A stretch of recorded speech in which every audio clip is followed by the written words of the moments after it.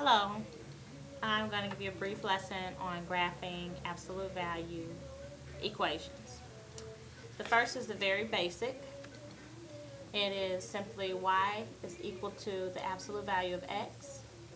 Whenever you have an equation with the absolute value bars, it's a special function and it will appear in the form of a v. As you see, this one begins at the origin, as it always will when you just have the absolute value of a number x. The number outside of your absolute value bars right here would be a 1, and so that would tell you how wide your graph is going to open. So we would just simply start at our origin. We would go up 1, left 1, up 1, right 1, and go ahead and extend the lines of our ray.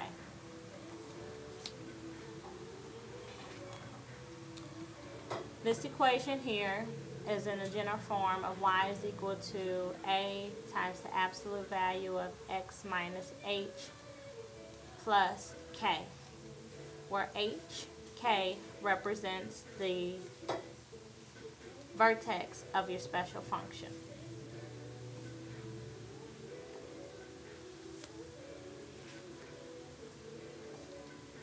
Here's an equation which represents that general form that I just showed you, which y is equal to the absolute value of x, except there's a slight change.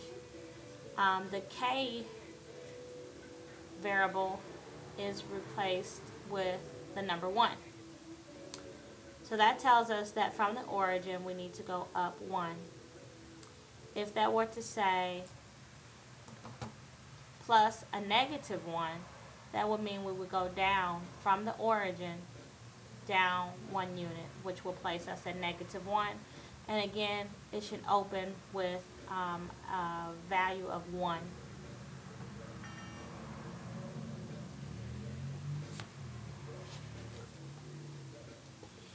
This equation here does not have a k, but it has a number represented in the place of h, and that number is 3. In our general form, as you recall, we had a minus sign. It was x minus h. So in this equation, we have x minus 3, which tells us to move left and right on our x-axis. And we will move 3 units to the right. So if it says x minus 3, we will go to the right. If it said x plus 3, then that would mean we would go to the left. Okay? If you notice, we're still at 0 as far as going up and down, because there is no number in the place of k. Now on this note card, we have an equation that has something in place of h, something in place of k, and a number in place of a other than 1. So let's look at this.